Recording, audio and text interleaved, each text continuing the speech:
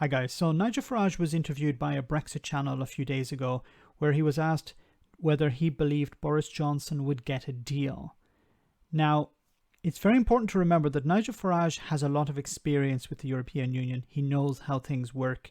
He has been in this game for a long time. But as a politician, he's very clever to tell you something, but not everything, in order to confuse people. And he's very good at whipping up fury, whipping up hysteria around certain issues and areas. This is his brilliant ability. I cannot criticize Nigel Farage for being able to speak well to the public, being able to convince them to vote against their own interests. So you have to, in a sense, admire him if you can admire Nigel Farage for anything. Now, I want to show you this interview where he's responding to the question of whether Boris Johnson will get a deal. So let's hear what he had to say. Is there going to be a deal? Is there going to be a deal over the course of the next few days? And bear in mind that the last European Council of the year, comes next Thursday. Bear in mind that whatever gets agreed is going to need to be looked at by national governments, got to be translated, all the rest of it. Bear in mind that the European Parliament, my former home, has an absolutely crucial role in this, according to the European treaties. I mean, they actually have the right to veto this. And he's correct here. And there is a risk that the French or some other country may decide to veto a deal. Now, I think this is more saber-rattling on the side of the French. They want to seem relevant to these negotiations and show that they have still some power when it comes to dealing with the UK. But I think at the end of the day, they're not going to veto a deal. So I guess it is possible that negotiations go on right up until Christmas. But I think realistically, we are pretty much now on last knockings of all of this. And if you put me up against a wall and say what's going to happen, I think there will be a deal. And I suspect that it's a deal that will be sold by the Prime Minister as the most extraordinary victory. I agree with you 100%. I still don't know whether Boris Johnson will get a deal at this stage. At the time of making this video, Boris Johnson is expected to return to Brussels, or to go to Brussels, I should say, and speak with Ursula von der Leyen in person to thrash out some sort of deal. I think it's significant that he's going there in person, because if it wasn't the case, Boris Johnson is extremely lazy. If he didn't think he was going to get a deal, he'd just phone it in. So I think it's significant that he's going. It's not a guarantee that he will get a deal, but him going that extra mile maybe is something positive. Rather like John Major coming back from Maastricht. Game, set and match to the British. Well, it wasn't, but that's the way that governments try and portray things. David Cameron tried that trick too. He came back in December 15 and said, look at this marvellous deal, only to have it rubbished. And there is a difference with this deal, because Boris Johnson will claim this is a fantastic deal, peace in our time, but will there be sufficient time for MPs to read it, to scrutinize it? That's a problem, because he may get a deal and he may rush it through Parliament and nobody gets to see it. People will just have to vote on it, even though they don't have the time to read it. On fishing, let me tell you what's really important. What's really important isn't directly what the share is next year of the catches, important though that is. What's important is who is making that decision. Because when Barnier said to us a few days ago, oh, we can afford to give you another 15 to 18% of the stocks in British waters. No, no, no. Brexit is about people like you not telling us how to live our lives. See, this is where I talk about Nigel Farage telling you the truth and then leaving something out. Of course, he's leaving out the fact that the majority of access to fishing in the UK, in UK waters, belongs to very rich individuals. I've uploaded videos about this before, or foreign entities. It's not fishermen or the fishing fleets or the coastal towns, they sold their rights away a long time ago.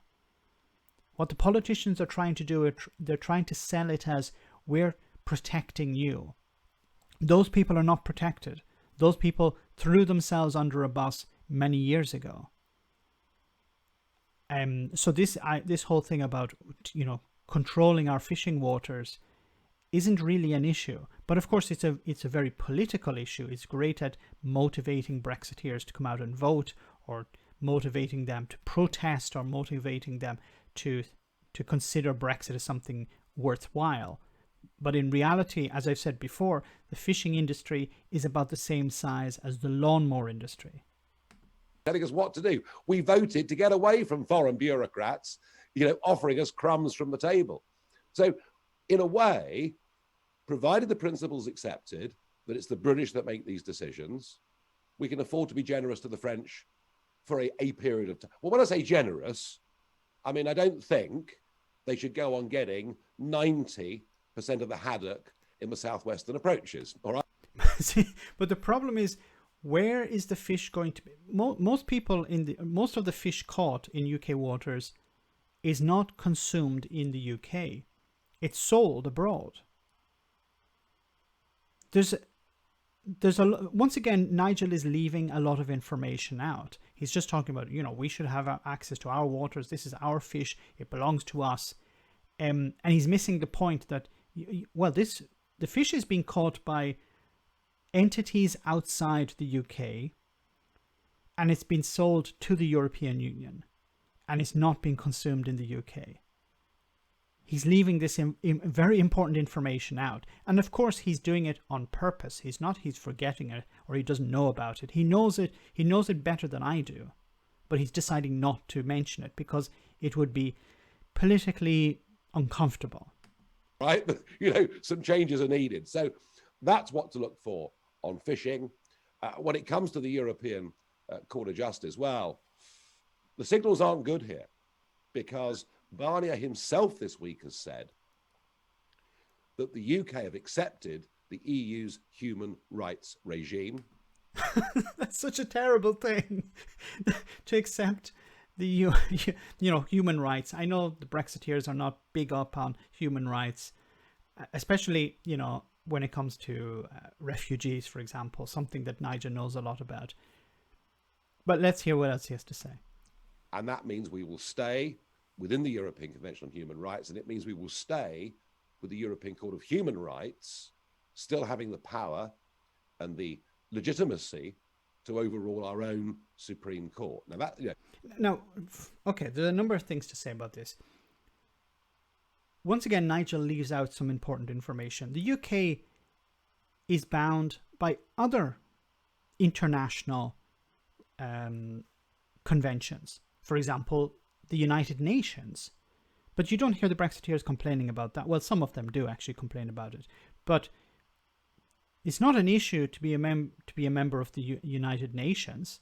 Why aren't you leaving the United Nations? Maybe some Brexiteers would like to do that, but they're not banging on about it. When it comes to the European Court, European Convention on Human Rights, it's something we need to throw in the bin completely. But let's continue.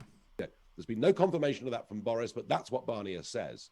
So if we're going in that direction, I'm worried about, the other European court, the one that is more directly under the EU. I'm worried about that. And look. So once again, about the European Court of Justice, it's an arbitrary body, and it deals with European laws. It deals with disputes regarding European laws. So once again, Nigel is leaving out important information. If it's nothing to do with European laws, then the European Court of Justice doesn't get involved. Now, people will say, well, why do we have to go with the European Court of Justice? Because the UK government haven't provided an alternative. Now, the only alternative that perhaps they have hinted at is British courts. And the European Union have said, no, we're not going to go into arbitration using British courts. And it's not because they don't like British courts or think that they're biased or whatever. No, that's not the case. The problem is that Boris Johnson last year attempted to introduce legislation. If you remember back when Parliament was prorogued, he tried to bring in legislation that would allow British ministers to overrule British courts. So basically, if there was a dispute between the European Union and the UK, and it went to a British court, a UK minister could say, well, we're actually going to ignore the ruling of that court, which is unconstitutional, is undemocratic. It's a complete overruling of the judiciary in the UK, which is extremely important. So this is what Boris Johnson was pushing for. The European Union don't want to go down that road. Look, if the EU break the rules, they would be punished by the European Court of Justice. If the UK break the rules, they would be punished by the European Court of Justice. You need to provide a viable, arbitrary body. The UK government haven't provided one. On level playing fields and state aid, if we are not free to make our own legislation in every area of our commercial life in this country, then it's not a proper Brexit.